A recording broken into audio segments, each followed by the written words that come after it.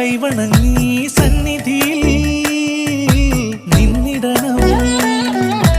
ഭരതനെ ലക്ഷ്മണനെ തൊഴുതു വന്നങ്ങകലെ പായമ്മൽ കാവിലും പോന്നിടണേ.